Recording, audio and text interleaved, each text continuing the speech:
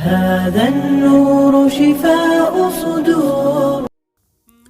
ای نام تو بهترین سرآغاز، به نام تو کی نامه کنم باز. اما بعد بزرگ به یک شاگردش میگوید آیا میدونی زن گرفتن این بهترین کار و روش پیغمبرمان صلی الله علیه و سلم و سنت او می باشد؟ شاگرد میگوید بله استاد میدونم، اما من میخواهم زنی را بگیرم که از شوهرش جدا شده باشد و زنی صالحه باشد و از خودم بزرگ باشد. استاد میگوید آخر پیغمبر صلی الله علیه و سلم فرمودن زن بگیرید، زنی دختر یعنی زنی باکره بگیرید. استاد میگوید بله درست.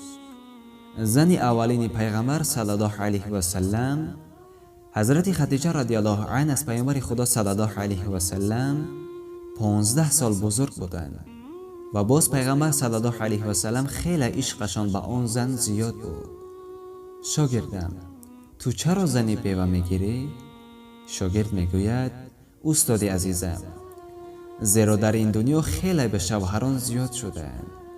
میخواهم زنی را بگیرم که تو از تنهایی رها یابد و مرتکب گناهی نشود. و فهمیدم که زنی که شوهرش مرده باشد و یا از سبب بی ایمانی شوهرش جدا شده باشد، خیلی شوهرش را حرمت و احترام میکرده است. از این رو میخواهم با زن ازدواج کنم که وای شوهر دیده باشد. استاد میگوید پسرم، هست مگر زنی که در این کار راضی شود، حالا آن که تو نو در سن 20 سالگی هستی؟ شاگرد میگوید بله استاد، زنی هست که سینش به 35 میرسد و او راضی هست که من با او ازدواج کنم.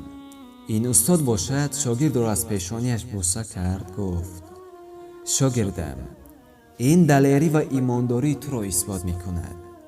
اکنون فهمیدم که به مثل من هم وجود داشته است جوانی که زنی از خود بزرگ را بگیرد تا یکی را از تنهایی و از گناه نجات بدهد. بله دوستان، اینجای شرم و حیا نیست وقتی که جوانی میخواهد با زنی از خود بزرگ ازدواج کند، بلکه این محبت و رحمدلی است و در این کار سر پنهان هست و حکمت وجود دارد. هر یکی ما باید حاضر باشیم تا یکی را از تنهایی و از گناه دور سازیم، اگر چند خود جوانمون زن را ندیدیم. السلام علیکم و رحمت الله و برکاته.